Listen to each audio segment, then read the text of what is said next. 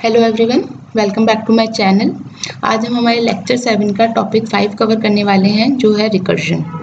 Recursion बहुत important topic है exams के पर्सपेक्टिव से, और आपके चाहे आप कॉम्पिटिटिव एग्जाम्स की बात कर लें, चाहे आप यूनिवर्सिटी एग्जाम्स की बात कर लें, या फिर अगर एज अ प्रोग्रामर भी आप इसको देखना चाहते हैं तो कंपनीज में कई जगहों पे रिकर्जन जो है काफ़ी यूज़फुल होता है और ये काफ़ी हेल्पफुल होगा आपको कोड लिखने में। ठीक है, तो आइए हम समझते हैं रिकर्जन क्या होता है। तो अगर चैनल पे आप लोग नए हैं तो आई रिक्वेस्ट कि प्लीज़ चैनल को सब्सक्राइब कीजिए और वीडियो अच्छा लगे तो प्लीज़ लाइक कीजिए। तो स्टार्ट करते हैं हम हमारा टॉपिक 5। सबसे पहले हम समझते हैं कि रिकर्जन का मतलब क्या है। ये सब हम ऑलरेडी पढ़ चुके हैं। अब हम चलते हैं हमारे रिकर्जन वाले टॉपिक पे।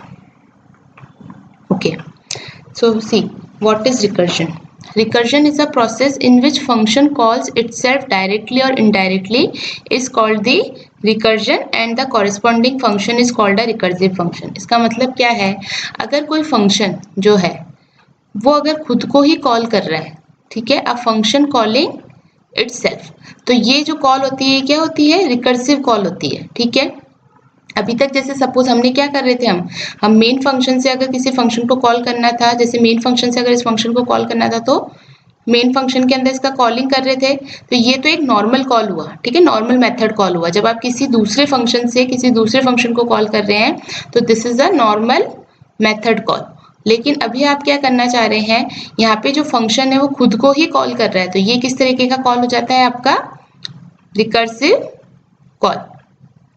ओके, और इसको क्या कहते हैं? हम इस प्रोसेस को कहते हैं रिकर्जन। जैसे यहाँ एग्जांपल में आप देखिए, सबसे पहले मेन फंक्शन है। मेन फंक्शन ने किसको कॉल किया? रिकर्स फंक्शन को। रिकर्स फंक्शन को कॉल किया, तो ये जो कॉलिंग थी ये तो किस तरह की कॉलिंग हो गई? ये तो हो गई आपकी नॉर्मल मेथड कॉलिंग। इसके बाद जो है, जब ये फंक्शन जो है अपने आप को कॉल करेगा तो ये किस तरीके का कॉल हो जाएगा? आपका रिकर्सिव कॉल। ठीक है, इसके अंदर देखो, आप इस तरीके से समझ सकते हो आप रिकर्जन कब यूज कर सकते हो? जब आप किसी बड़ी प्रॉब्लम को छोटी कर रहे हो। ठीक है, और यहाँ पे एक सबसे इंपॉर्टेंट चीज क्या होती है? एक कोई बेस कंडीशन होनी चाहिए। बेस कंडीशन क्यों होनी चाहिए? बेस कंडीशन से मतलब क्या है कि कभी तो आपको इसको स्टॉप करना पड़ेगा, अदरवाइज आपका जो प्रोग्राम है वो कहाँ चला जाएगा? आउट ऑफ मेमोरी चला जाएगा। प्रोग्राम जो होगा वो इनफाइनाइट लूप में चला जाएगा। ठीक है ना, एक तरीके से यहाँ पे भी क्या हो रहा है? लूपिंग ये हो रही है, इटरेशन ही हो रहा है। इटरेशन किस तरीके से हो रहा है? रिकर्जन की फॉर्म में।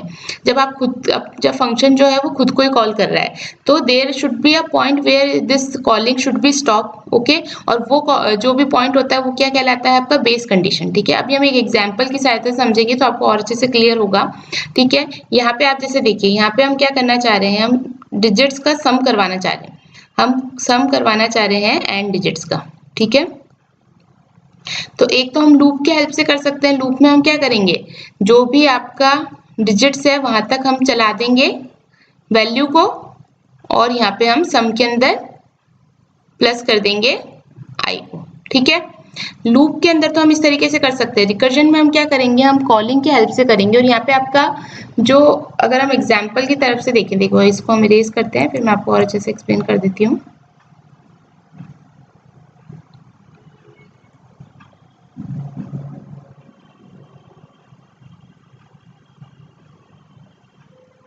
हमें हमारा टास्क क्या है? हमें एंड डिजिट्स को सम करवाना है। ठीक है, एंड डिजिट्स का सम करवाना है। सपोज हम यहाँ पे लेते हैं 5 डिजिट्स लेते हैं। ठीक है, हमें 5 डिजिट्स का सम करवाना है, यानी कि 1 + 2 + 3 + 4 + 5 हमें ये टास्क करवाना है। तो मैं इसको कैसे कर सकती हूँ? मुझे पता है कि x = 1 होगा, तब तो सम क्या रिटर्न हो जाना चाहिए? 1 हो जाना चाहिए। ठीक है, अदरवाइज क्या हो? अगर 5 है तो वो फिर किसको कॉल कर ले? सम ऑफ 4 डिजिट्स को कॉल कर ले। ठीक है, क्योंकि 5 हमने ले लिया। फिर 5 के बाद ये बोलेगा कि अच्छा 4 डिजिट्स का करना है, तो 4 को प्लस कर दो और सम ऑफ 3 डिजिट्स को कॉल करा लो। ठीक है, फिर हम वापस चलेंगे तो ये कहेगा कि अच्छा 3 डिजिट्स का सम करना है, तो 5 + 4 + 3 कर दो और सम ऑफ 2 डिजिट्स को कॉल करा लो। ठीक है, उसके बाद हम चलेंगे 5 + 4 + 3 + 2। अब ये 2 क्यों लिया यहाँ पे? क्योंकि यहाँ पे था कि सम ऑफ 2 डिजिट्स करना है, तो हमने कहा कि 2 को सम कर दो और इसके साथ किसको कॉल करा लो? सम ऑफ 1 को। अब देखिए, हमारे इस केस के लिए हमारी बेस कंडीशन क्या हो जाएगी? जब आपके नंबर ऑफ डिजिट्स क्या हो जाएंगी? 1, क्योंकि अगर नंबर ऑफ डिजिट्स 1 है तो उसका सम कितना हो जाएगा? 1 ही रहेगा। तो यहाँ पे हम क्या लिख देंगे कि इफ x = 1, तब ये क्या कर दे? रिटर्न कर दे। तो यहाँ पे क्या रिटर्न कर देगा, वैल्यू 1 रिटर्न कर देगा। तो यहाँ पे आंसर क्या हो जाएगा, 5 प्लस 4 प्लस 3 प्लस 2 प्लस 1, और इसको आप कंप्लीट सम करेंगे तो कितना आंसर आ जाएगा, 9 प्लस 3 इज 12 प्लस 3 इज 15। तो आपका आंसर क्या रिटर्न हो जाएगा, 15। तो देखो यहाँ पे भी काम आप क्या कर रहे थे, यहाँ पे भी आप इटरेशन वाला ही काम कर रहे थे, ठीक है, लेकिन अब आपने किसके थ्रू करा, रिकर्जन के थ्रू, ठीक है। तो इसको हम कहते हैं रिकर्जन। होपफुली आपको समझ में आया होगा। देखिए यहाँ पे फंक्शन बार बार अपने आप को ही कॉल कर रहा है। यहाँ पे आप एग्जाम्पल में देखिए, मैंने एक फंक्शन बनाया है पब्लिक इंट सम नाम से, ठीक है। उसके अंदर मैं कह रही हूँ x इक्वल टू 1 तो रिटर्न 1, यानी कि यहाँ पे क्या हो जाएगा, फंक्शन की बेस कंडीशन हो जाएगी और यहाँ पे फंक्शन स्टॉप हो जाएगा। This if statement occurs once x reaches 1 it does not call back the method, ठीक है, थस एंडिंग द रिकर्जन। तो यही आपकी बेस कंडीशन होगी। क्यों, क्योंकि इस बेस कंडीशन पे आप क्या रिटर्न कर रहे हो, 1 कर रहे हो, ठीक है। तो यहाँ पे आप कोई भी फंक्शन को वापस से कॉल नहीं कर रहे हो, आप वापस से रिकर्जन को कॉल नहीं कर रहे हो। तो ये कौन सी कंडीशन हो जाएगी, यहाँ पे हमारी बेस कंडीशन हो जाएगी, ठीक है। जबकि अगर ये ट्रू नहीं होता, यानी कि x इक्वल टू 1 ट्रू नहीं होता, तो हम क्या रिटर्न करेंगे, x plus sum of x minus 1। तो देखो x यहाँ पे हम यही कर रहे थे कि x जो भी वैल्यू है, तो 5 थी तो हमने 5 को लिखा, फिर प्लस क्या कर दिया इसमें, सम ऑफ x माइनस 1। तो हम यही चीज करें कि 5 प्लस क्या कर दे, सम ऑफ 4 डिजिट्स को कॉल करा ले, फिर वापस से कॉल होगा। अभी भी x इक्वल टू 1 नहीं है, x की वैल्यू 4 है। 4 के केस में क्या हो जाएगा, यहाँ पे वापस से 5 प्लस 4 हो जाएगा, ठीक है। देखो वैल्यूज रिटर्न होना कब स्टार्ट होंगी, जब आपकी बेस कंडीशन पे आपका कंट्रोल पहुंच जाएगा, तब क्या होने लग जाएगा, आपको वैल्यूज जो है वो रिटर्न होने लग जाएगी, ठीक है। इसको एक बार मैं आपको ट्री के हेल्प से भी बना के बताती हूँ। ये क्या इंपॉर्टेंट है रिकर्जन। कई बार क्या होता है, सिंपल आउटपुट पूछ लिया जाता है ना, ज्यादा सिंटैक्स और वो सब नहीं दिया होता, लेकिन रिकर्जन का कुछ लॉजिक दे देते हैं एग्जाम में, और उसकी बेसिस पे आपको क्या निकालना होता है, आउटपुट निकालना होता है। देखो मैं इसको आपको ऐसे अब ट्री के हेल्प से समझाती हूँ। एक तो इस तरीके से आप सॉल्व कर सकते हो, और एक हम ट्री के हेल्प से भी कर सकते हैं। ट्री के हेल्प से कैसे करेंगे, देखिए सबसे पहले जब मेन फंक्शन से कॉल हुआ तो क्या कॉल हुआ, सम ऑफ 5।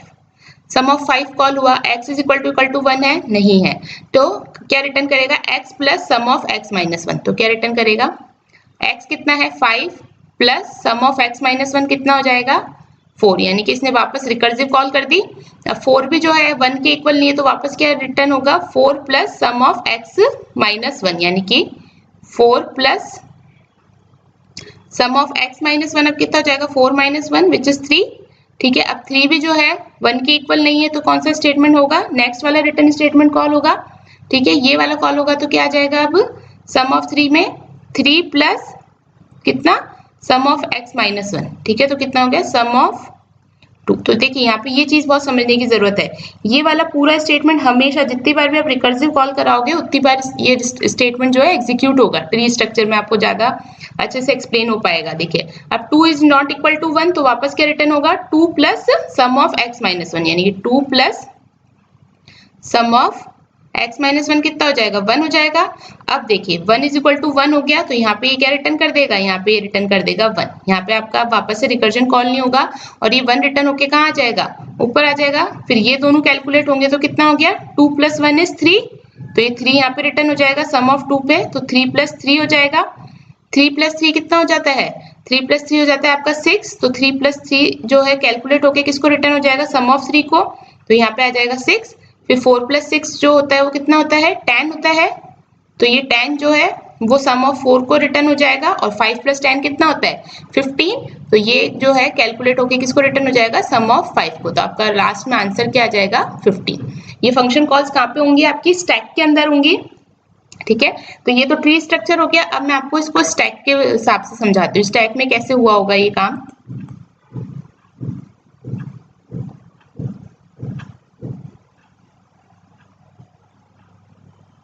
देखिए मैंने आपको एक तो पहले नॉर्मल जैसे फंक्शन कॉल होता है उससे समझाया, एक ट्री स्ट्रक्चर के फॉर्म में समझाया, और अब एक स्टैक में कैसे ये काम होता है वो भी मैं आपको एक्सप्लेन कर देती हूँ। तो आपको जो तीनों ही टाइप्स हैं वो तीनों ही किस तरीके से आप कैलकुलेट कर सकते हो रिकर्जन की वैल्यू, वो आपको इजीली समझ में आ जाएगी। मुझे वैसे पर्सनली जो है ट्री वाला जो मेथड है वो ज़्यादा सही लगता है अगर आपको आंसर निकालना है तो, क्योंकि आपके जो कॉम्पिटिटिव एग्जाम्स है उसमें आउटपुट प्रेडिक्ट करने के लिए आता है, तो मुझे मोस्टली मैं प्रेफर करती हूँ कि हम ट्री वाला जो है उससे हम सॉल्व करें, क्योंकि उससे बहुत ईजी हो जाता है रिप्रेजेंट करना और समझ पाना कि आंसर क्या आएगा।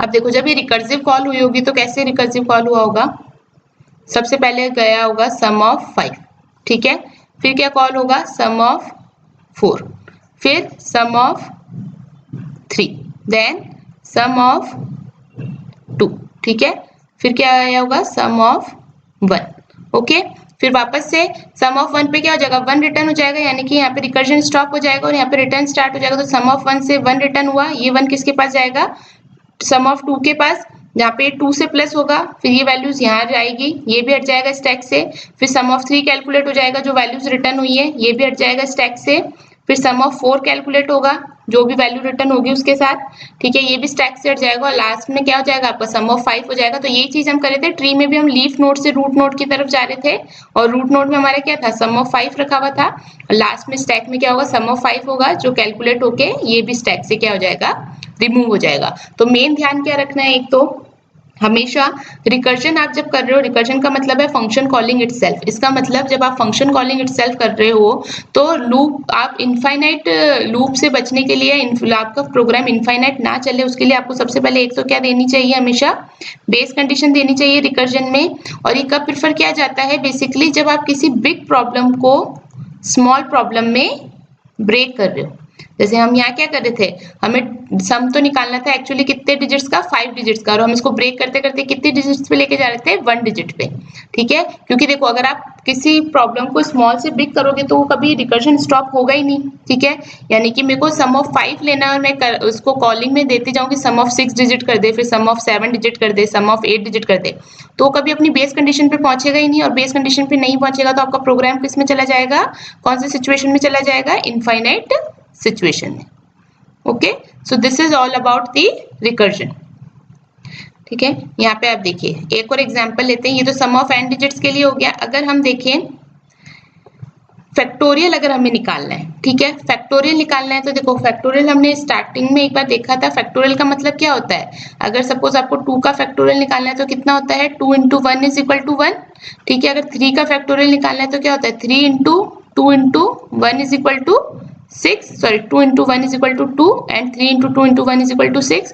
इसी तरह से अगर 4 का फैक्टोरियल निकालना है तो 4 into 3 into 2 into 1 is equal to 24। तो बेसिकली फैक्टोरियल का मतलब क्या है, आपको जिस भी वैल्यू का फैक्टोरियल निकालना है उस वैल्यू से अप टू 1 वैल्यू तक आपको क्या करना है, मल्टीप्लीकेशन करना है, और जो रिजल्ट आएगा वो आपका फैक्टोरियल का रिजल्ट होगा। तो ठीक है, आज हम इसको एक बार एक लूप की हेल्प से भी करके देखते हैं और इसको हम रिकर्जन की हेल्प से भी करके देखेंगे। इसके अंदर बेस कंडीशन क्या हो जाएगी, बेस कंडीशन हो जाएगी जब आपका नंबर जो है छोटा होते होते किस पे पहुंच जाए 1 पे, 1 पे पहुंच जाएगा तो आंसर क्या आ जाएगा आपका 1, ठीक है, ये हमारी बेस कंडीशन हो जाएगी रिकर्जन के लिए। तो ये प्रोग्राम हम पहले करते हैं फिर हम इसके नोट्स पे आएंगे। तो हम एक प्रोग्राम बना लेते हैं, ये प्रोग्राम नंबर कौन सा हो जाएगा हमारा 38 नंबर का प्रोग्राम हो जाएगा।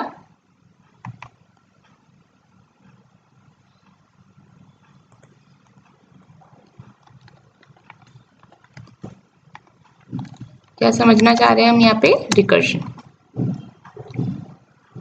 ठीक है। तो आइए देखते हैं कैसे करेंगे, हमारा एंट्री पॉइंट बना लेते हैं PSVM करके, ठीक है।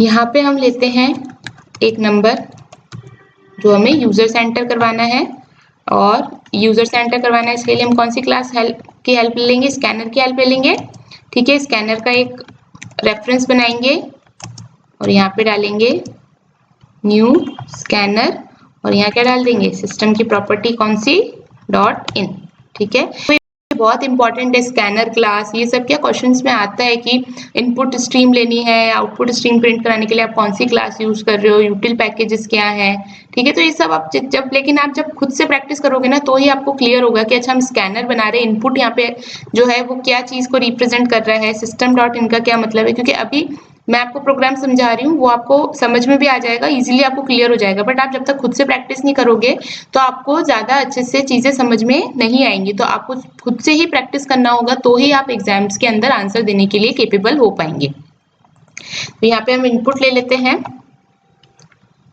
एंटर नंबर, ठीक है, और यहाँ हमने इनपुट किस में लेना है, हमें नम के अंदर, नम के अंदर किससे लेंगे, स्कैनर के ऑब्जेक्ट से इनपुट डॉट क्या कर देंगे, किस टाइप का इनपुट है, इंटीजर टाइप का है। नेक्स्ट है, अब हम यहाँ पे मेथड बनाते हैं पब्लिक स्टैटिक। यहाँ पे स्टैटिक क्यों लिख रहे हैं, ताकि हमें ऑब्जेक्ट बनाना ना पड़े, हम डायरेक्ट इस फंक्शन को कॉल कर पाए। ठीक है, static public static void fact. एक सपोज हम इटरेशन से बनाएंगे, ठीक है, पहले हम इटरेशन से बना के देखते हैं। तो यहाँ पे हमने लिया इंट नम, ठीक है। यहाँ पे एक चीज करते हैं, इसको रिटर्न भी करवा लेते हैं। सब नंबर जो है फैक्टोरियल का थोड़ा सा लार्ज होता है, तो हम इसको रिटर्न करवा लेते हैं लॉन्ग की हेल्प से। ठीक है, यहाँ पे हम लिख देते हैं रिटर्न 0 एक बार के लिए। ठीक है, फिर यहाँ पे हम चलते हैं, हमें रिजल्ट स्टोर करवाना है। रिजल्ट के लिए हम एक वेरिएबल बना लेते हैं रिजल्ट।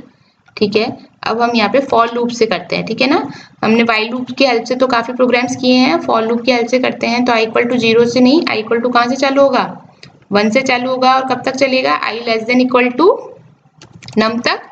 ठीक है, रिजल्ट में हम इनिशियली वैल्यू स्टोर करवा लेते हैं 1 की। ठीक है, डिफाइन कर दिया था, इनिशियलाइज कर दिया रिजल्ट को 1 से। अब रिजल्ट के अंदर क्या स्टोर हो जाएगा, रिजल्ट इनटू इक्वल टू आई।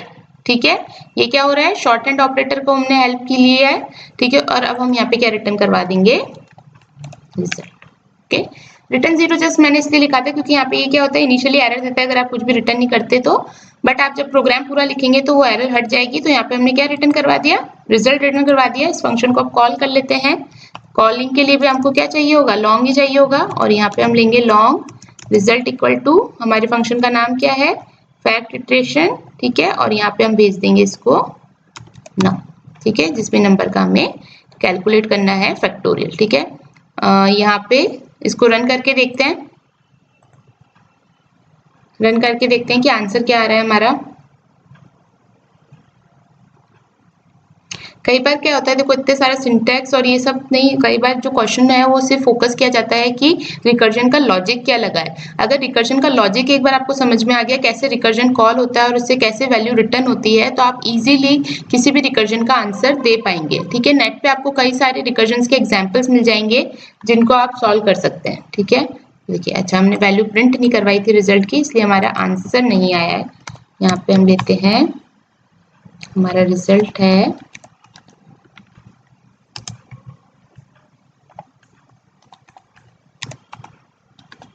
ठीक है, रिजल्ट में शो करवा रहे हैं। रिटर्न एक बार वापस से कॉल करके देखते हैं।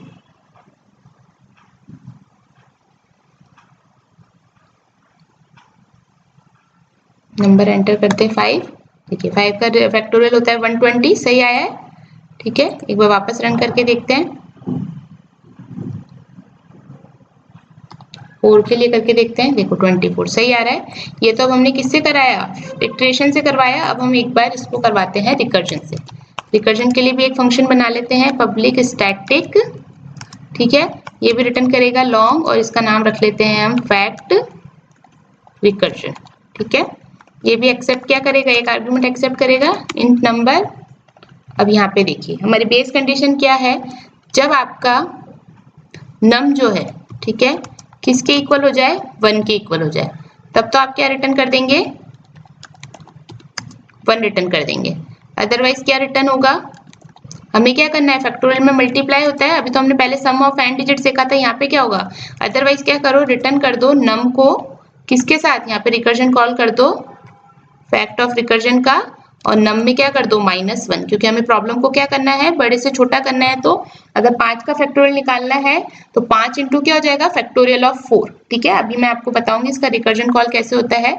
इस वाले प्रोग्राम को रन करके हम देखते हैं। इटरेशन वाला एक बार हम हटा लेते हैं और हम यहाँ ले लेते हैं फैक्ट रिकर्जन। ठीक है, इसको हम रन करके देखते हैं हमारा आंसर क्या आ रहा है, क्या हमारी बेस कंडीशन सही है या नहीं। ठीक है, प्रोग्राम करेक्ट आंसर दे रहा है या नहीं, ये चेक करते हैं हम। देखिए नंबर एंटर करते हैं हम 4। देखिए आंसर सही आ रहा है। एक बार और रन करके देखते हैं। हम यहाँ ले लेते हैं 7। देखिए कितना आ रहा है 5040। ओके, आप कोई से भी नंबर का भी यहाँ पे फैक्टोरियल निकाल सकते हैं, ठीक है ना, क्योंकि हम रिजल्ट किस में स्टोर करवा रहे हैं, लॉन्ग में स्टोर करवा रहे हैं, क्योंकि फैक्टोरियल का जो रिजल्ट है यूजुअली लार्ज होता है, ठीक है, इसलिए हमने यहाँ पे डेटा टाइप क्या ले लिया है रिटर्न में, लॉन्ग टाइप का। तो देखिए यहाँ पे हम जो काम कर रहे थे लूप की हेल्प से कर रहे थे, अब ये काम हमने किस में कर लिया, रिकर्जन की हेल्प से। तो देखो प्रॉब्लम काफी, प्रोग्राम भी काफी आपका छोटा हो जाता है, लेकिन यहाँ पे ध्यान देने वाली बात क्या है, बेस कंडीशन देना बहुत जरूरी है, क्योंकि देखो लूप में तो हम क्या करते हैं, यहाँ पे हमारे एक्सप्रेशन को अपडेट करते जाते हैं और वहीं पे कंडीशन चेक कराते जाते हैं।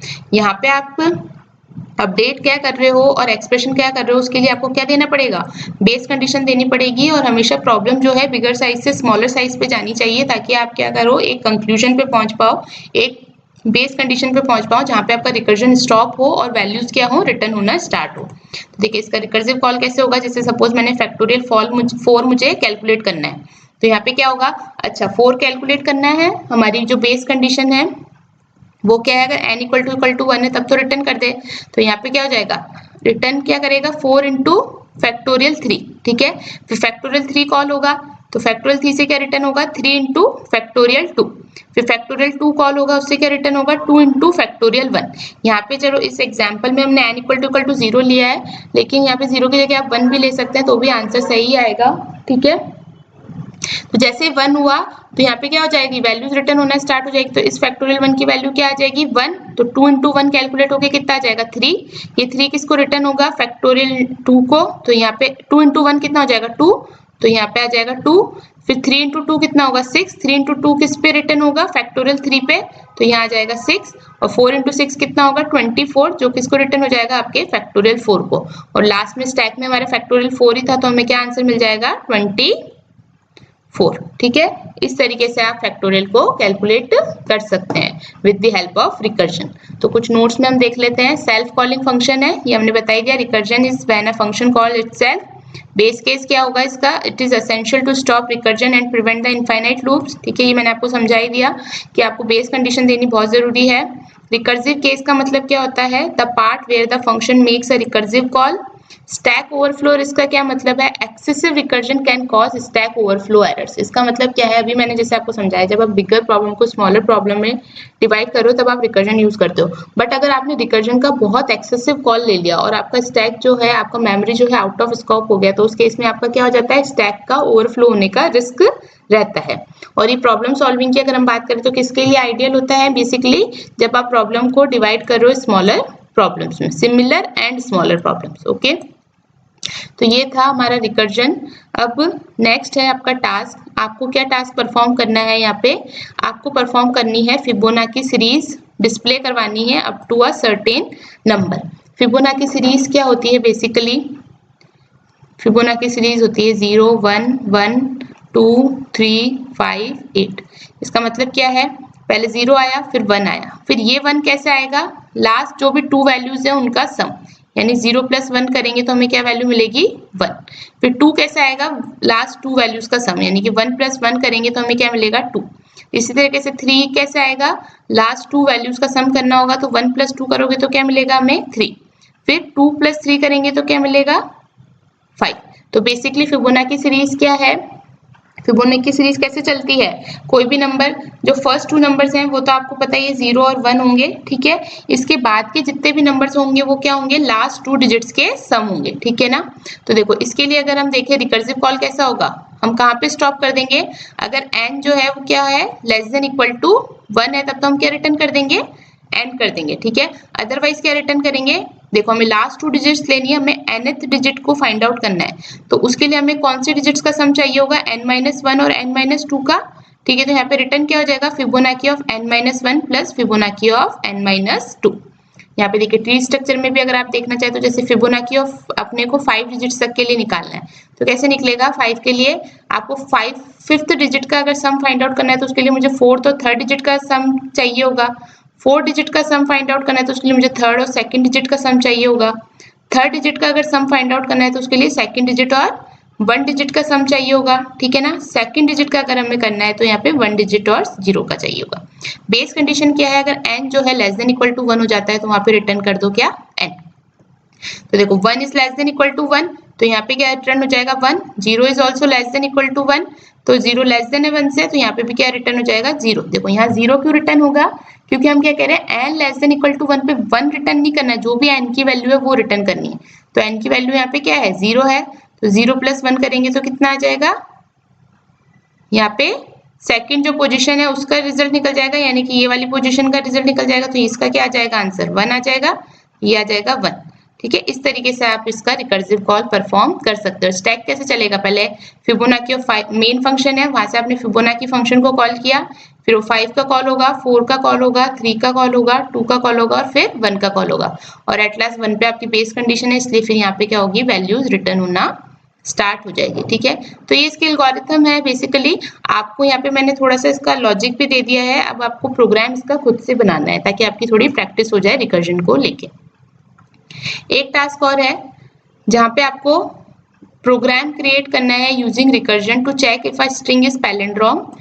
ठीक है, तो अपने को चेक करना है कि कोई स्ट्रिंग जो है पैलिंड्रोम है या नहीं, बट किसके हेल्प से करना है, रिकर्जन की हेल्प से। तो सबसे पहले समझते हैं कि पैलिंड्रोम का मतलब क्या होता है। पैलिंड्रोम का मतलब होता है चाहे आप स्ट्रिंग को लेफ्ट साइड से पढ़ना स्टार्ट करें चाहे राइट साइड से, हमेशा उसका जो स्ट्रिंग की वैल्यू है या स्ट्रिंग का जो रिजल्ट है वो सेम ही होगा। फॉर एग्जाम्पल जैसे सपोज वर्ड है आपका, स्ट्रिंग है आपकी मैडम। ठीक है, अब आप मैडम को चाहे लेफ्ट साइड से पढ़ना स्टार्ट करें तो भी इसके ये सेम ही मीनिंग फॉलो करता है, या फिर आप इसको राइट हैंड साइड से पढ़ना स्टार्ट करें तो भी ये क्या कर रहा है, सेम ही मीनिंग फॉलो कर रहा है।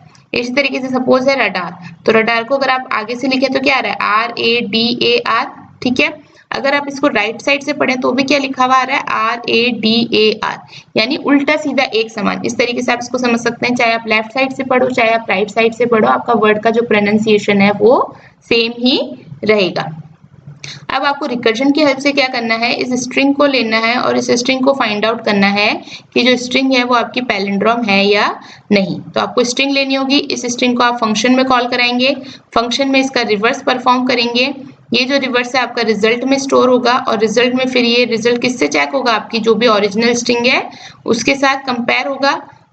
अगर दोनों चीजें सेम हो जाती हैं तो क्या हो जाएगा, आपका पैलिंड्रोम हो जाएगा, अदरवाइज नॉट अ पैलिंड्रोम। तो ये दो टास्क जो है ये आपको खुद से करने हैं। So that's it for this video. Recursion बहुत इंपॉर्टेंट टॉपिक है एंड आई होप मैं काफी क्लियर कर पाई हूँ इन चीजों को। तो बट प्रैक्टिस आप कीजिए, प्रैक्टिस जितना आप करेंगे उतना आपके लिए हेल्पफुल होगा। तो वीडियो अच्छा लगा है तो प्लीज वीडियो को लाइक कीजिए एंड चैनल को सब्सक्राइब कीजिए। Thank you.